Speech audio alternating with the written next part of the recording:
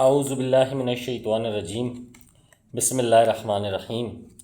السلام علیکم ناظرین، امید ہے ایمان اور صحت کی بہترین حالت میں ہوں گے آپ انشاءاللہ۔ کل ہم نے کشمیر احتجاج کے حوالے سے کچھ تھوڑی بہت بات کی تھی کہ وہ احتجاج کیوں ہوا ہے اور اس کے محرکات کیا تھے۔ اسی حوالے سے آج تھوڑی مزید اپڈیٹس بھی ہیں اور مزید اس پر ہم بات بھی کریں گے۔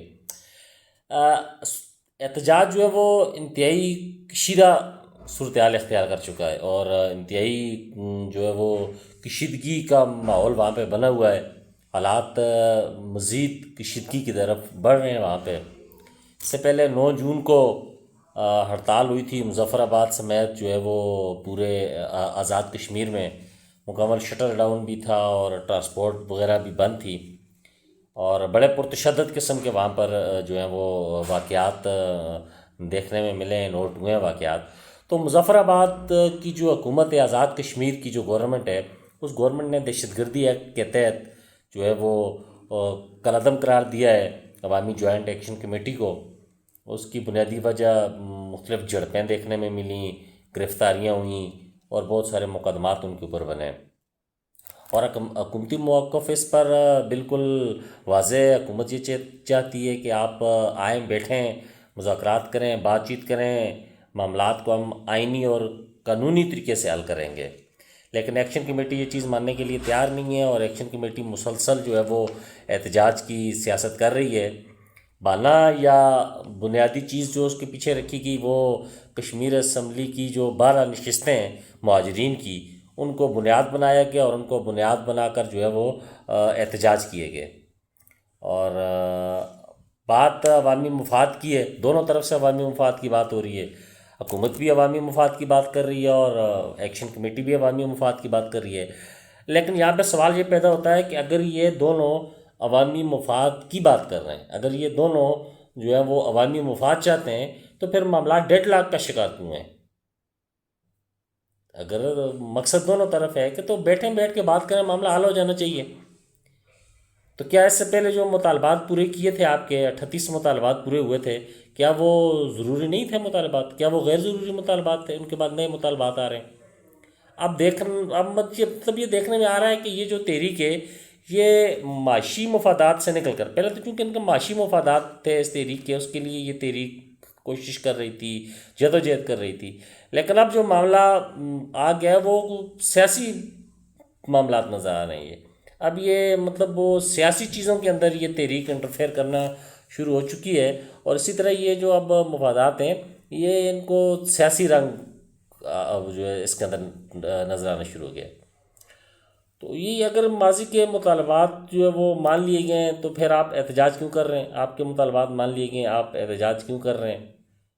ظاہر سی بات ہے، اعتماد کا مسئلہ ہے، صورتحال کشیدہ ہے، مطلب اعتماد نہیں ہے۔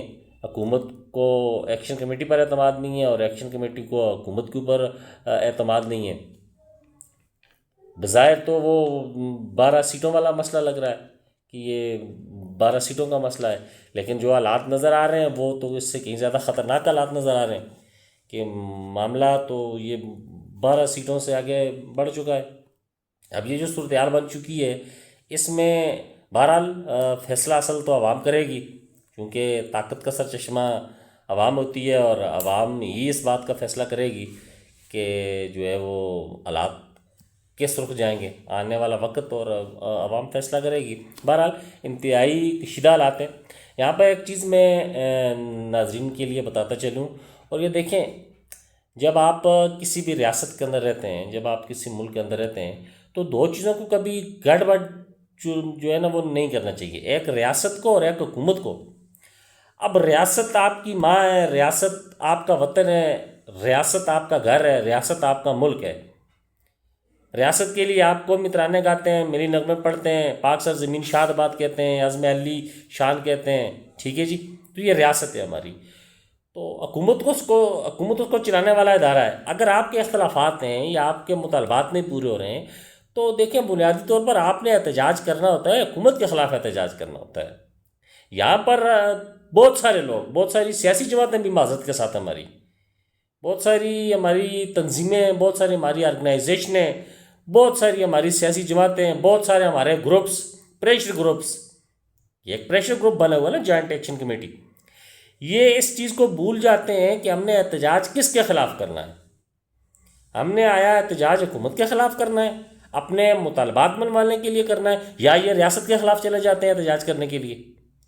اب حکومت کے خلاف تو آپ کو احتجاج کرنا کہ آپ آئینی آ کے قانونی آ کے آپ لمٹ کے اندر رہ کر امن و امان کی صورتحال کو خراب کیے بغیر آپ احتجاج کریں. آپ کو نہ قانون روکتا ہے، نہ آئین روکتا ہے، نہ آپ کو ریاست اور حکومت روکتی ہے آپ کو اس بات سے. لیکن معاملہ یہ ہوتا ہے کہ وہ حکومت ایک طرف رہتی ہے، آپ کے مطالبات ایک طرف رہتے ہیں، آپ احتجاج شروع کر دیتے ہیں ریاست کے خلاف، جھنڈے اتار لیتے ہیں پاکستان کے، جھنڈوں کو آگ لگا دیتے ہیں ملک کے، آپ سرکاری اداروں کے اوپر حملے کرتے ہیں، آپ سرکاری عمارات کو نقصان پہنچاتے ہیں. مطلب معاملہ یہاں سے خراب ہوتا ہے کہ یہ بنیادی فرق یہ قوم سمجھ نہیں رہی ہے کہ بھائی حکومت کیا چیز ہے، ریاست کیا چیز ہے. جب آپ اپنے حقوق لینے کے لیے نکلیں باہر تو کم از کم اتنی چیزوں کا تو آپ اندازہ کر لیں، اتنا علم تو آپ حاصل کر لیں کہ بھائی ریاست کیا ہوتی ہے اور حکومت کیا ہوتی ہے. آپ نے احتجاج کر رہے ہیں، آپ احتجاج کریں، بھلے کریں، ایک بار نہیں پورا سال احتجاج کریں سڑکوں پہ رہے آپ، لیکن آپ احتجاج حکومت کے خلاف کریں نا.